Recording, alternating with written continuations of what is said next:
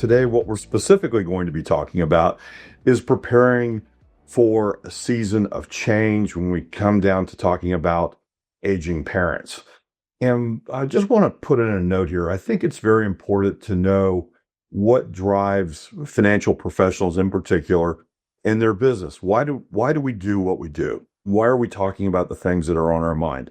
And basically, I became a financial advisor because at a very young age, I was very interested in investing and saving and being able to put together a financial plan because I wanted to have some financial independence.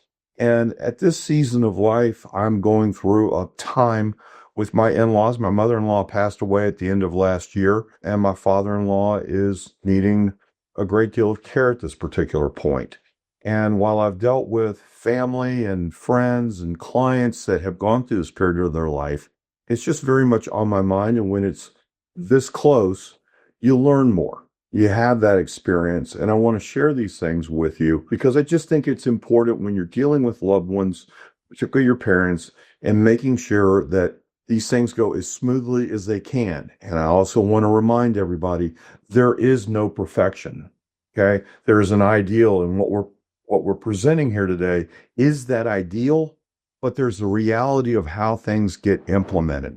So let's first talk about assessing the current situation. When we're looking at our parents or anybody else that we have care of, we need to kind of come up with a category of things that we have or the things that we owe.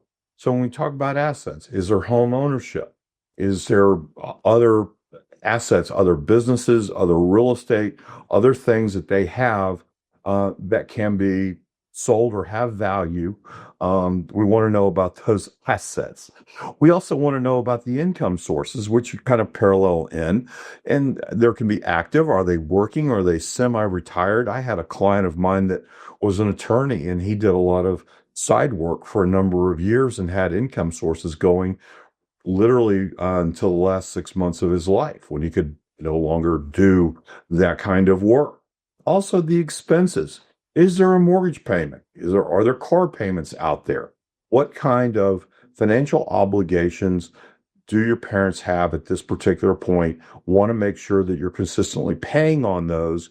Make sure how they're set up. Automation is a great thing, but getting a handle on how somebody has to pay the monthly bills, the electric bill, the gas bill, a car payment, whatever it is, making sure that you have an understanding of that. And then, as Laura was alluding, this financial documentation. This is something that we do not only for ourselves, but also for others, particularly at this point in life. Knowing where the estate plan is, the wills, the powers of attorney, the health directives. And a lot of these things can be digitized. In other words, sent to on an email. In fact, I had this conversation with a client yesterday, has completed a complete estate plan, wills, powers of attorney, health directives, was talking about this where his son-in-law is an estate planning attorney. And I was like, that's great. Send me a copy of that power of attorney so we can attach it to your accounts. Also, the name of the person that's the trusted contact so we can immediately be in contact with that person, or if they need to call us. Okay. And that puts you just one step ahead, because if something happens, you don't want to be fumbling around, struggling, trying to find things. Which leads us to identifying the risk and the vulnerabilities. And let's talk about the unexpected medical expenses. There's just a ton of examples out there, and such as, I've had people that have had strokes. I've seen people that have had they've wound up in the hospital for a variety of reasons, and totally unexpected. There's market volatility. I'm going to tell everybody, who doesn't like roller coasters? Laura Redfern does not like getting on a roller coaster at an amusement park. Let me tell you who doesn't like financial roller coasters, and that is people that are elderly and in the final stages of their life. And you want to make sure that they are not taking a risk that is inappropriate for them at that particular point. So we want to make sure that we don't have them on a financial or emotional roller coaster at this point in life. Being calm, having stability is a real key. We need to be aware of the cognitive and physical decline. When it comes down to our finances, you've got to be with it. Okay. And we all slip. It's a perishable skill. And so when we're talking about making the monthly bills, making decisions about our estate, and y'all have heard the scams that are out there on the phone, people calling up and saying, oh, I've got a grandson that's overseas and needs money or something along these lines. These cognitive and physical decline can lead to vulnerability in these areas. Debt management. I've mentioned this before. You don't want to have a fall off in making the monthly mortgage payment or the car payment or whatever else. You want to make sure that things are being covered correctly. And finally, on the legal and estate issues, getting a will and an estate plan done when you are here in a good phase, not when you're struggling with all of these physical or cognitive decline. You want to make sure that you're in the right state to make decisions about your estate so that you can deal with the other issues and have this behind you.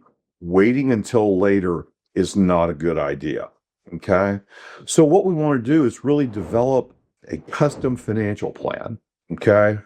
And when I say set clear goals, I want to go back to you're going to set goals, but you're also going to realize that these are going to alter. You can set the goals, but they've also got to be clear but flexible. Okay. Because things aren't going to go as you expect. All right. And an example of this would be want mom and dad to stay in the house. Well, a better way to put it is mom and dad need to stay in the house as long as they can physically have good care, mentally have good care. And then we also need to identify alternatives in case that can't be provided in the house. Budgeting and expense management, taking a look at what different things cost. I can tell you that in-home care is very expensive as opposed to going to an assisted care facility.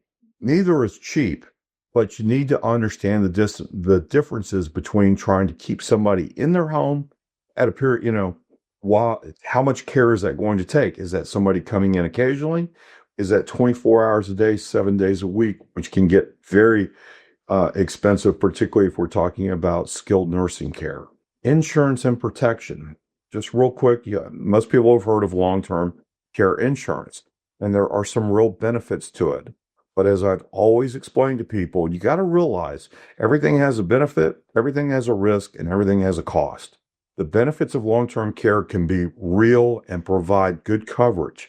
However, these are high commission products, and you need to be careful when you're taking a look at these types of plans. Also, there's life insurance out there that can be borrowed against, where if you need money, but take a look and have full knowledge of what type of insurance and protection parents have. Have an investment strategy. Remember, I was telling about the roller coaster. We need to smooth that roller coaster out. Okay, we're in a time right now, and I don't know, Tesla is obviously all over the news. But if you look at Tesla, they have been cut almost in half just since the beginning of the year. And if you have parents that have large holdings in an individual stock or an aggressive fund or something along those lines, you need to take a look at that and make sure that the investment strategy is in line with the current investments that they're holding. And again, on the estate and legacy planning, having a plan, having somebody that you trust as your power of attorney, somebody on your health directives that will adhere to your wishes. This is the pull the plug document. And as I put it, if you want somebody to pull the plug, you better have the right person to make that decision. Or if you want somebody not to pull the plug, you better have the right person to make that decision. They need to be able to understand your wishes and execute upon that. Finally, there's a summary and a call to action. And let me just put this way. In assessing your parents' financial situation, identifying the potential risk, and developing this custom financial plan, take it in steps. Okay, don't try and do all of this in one single day.